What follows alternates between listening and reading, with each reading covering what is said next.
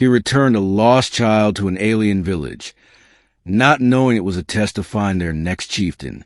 The wind howled through the broken ravines of the red desert world. Nathan Gray, a lone human surveyor for the Interstellar Terraform Corps, trudged forward with his gear humming softly on his back. He wasn't supposed to be this far out. The recon drones had failed in this sector, and he'd volunteered to hike the area himself.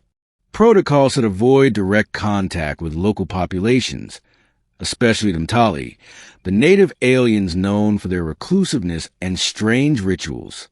And yet, nestled among crimson rocks, he found the child. It was a small thing, no taller than Nathan's thigh. Bright violet eyes, mottled gray-green skin, and long feathery ears that quivered with every movement. The child was shivering and visibly lost, muttering in the Mtali tongue, which Nathan's translator struggled to decipher.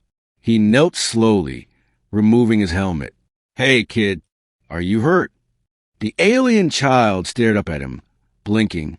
Then, to his surprise, she reached out and clutched his gloved hand tightly. Nathan's first instinct was to call command, but he hesitated. If the Mtali were anything like the report said, involving outsiders could be seen as a threat or offense. He glanced toward the northern cliffs. He'd seen vague traces of habitation in that direction. Maybe their village? Sighing, he picked the child up. "All right, little one, let's get you home." The journey took them through treacherous paths and echoing caverns. The child, though initially silent, warmed to Nathan. She tapped his chest curiously, mimicked his words, and finally whispered her name, Kali. Nathan smiled. "Kali, huh? That's a pretty name." They traveled for 2 days. He shared his rations, wrapped her in his emergency thermal cloak during the cold nights, and carried her when her legs gave out. She would often stare up at him with those glowing eyes, thoughtful, inquisitive. On the third morning, as they approached the plateau, Nathan heard the distinct chime of wind bells. The Mtali village stood carved into the cliffs. Dozens of aliens emerged from the shadows, tall, elegant beings with decorated skin and glowing eyes. They didn't raise weapons. Instead, they stood silently, watching. Nathan gently lowered Kali and raised his hands. "She was lost," he said. "I found her near the southern ridge.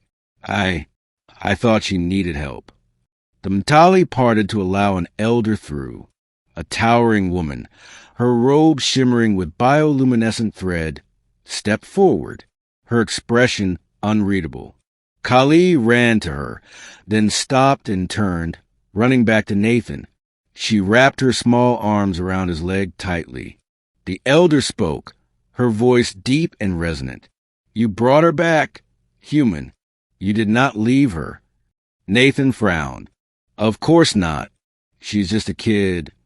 A murmur rose among the gathered villagers. "You do not know," the elder said, "but you have walked into our sacred trial." Nathan blinked. "What trial?" Kali's small hand gripped his tightly. "She is a child of the chieftain," the elder explained. "For generations, when the time nears for choosing a new one, the heir is placed in the wilderness, far from home. Only those who show the heart to find and return them, without expectation of reward, are deemed worthy to guide." Nathan took a step back. "Wait, you think I'm?" "No," the elder said gently. "Not you? Her." Nathan stared at Kali. "What?" The elder knelt beside the girl and brushed her cheek. "She is only 6 cycles old, but her heart has always been gentle. We watched from afar. You shared your food. You gave her warmth. You did not demand anything, not even praise." Kali looked up at Nathan with wide, trusting eyes. The elder continued, "She has chosen you to be her guide, by our rights. The chieftain is not one who rules alone, but one who bonds with a guardian of spirit." A strange pressure settled on Nathan's chest. "I'm just a surveyor. I didn't mean to." "But you did." The elder rose. You did not mean to pass the test. And that is why you did. That night, Nathan was invited into their sacred hall. Strange glowing wines and fruits were offered. Musicians played haunting flutes carved from windbone. Kali sat beside him, leaning against his side like a daughter might. The villagers didn't treat him like an outsider.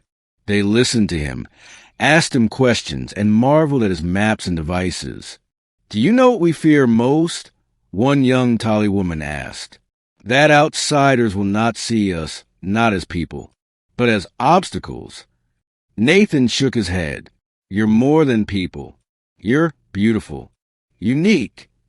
The elder's eyes gleamed across the fire. "You say what is in your heart, not what we want to hear." In the days that followed, Nathan helped Kali plant sacred seeds, learn their language, and watch her lead play gatherings with other younglings.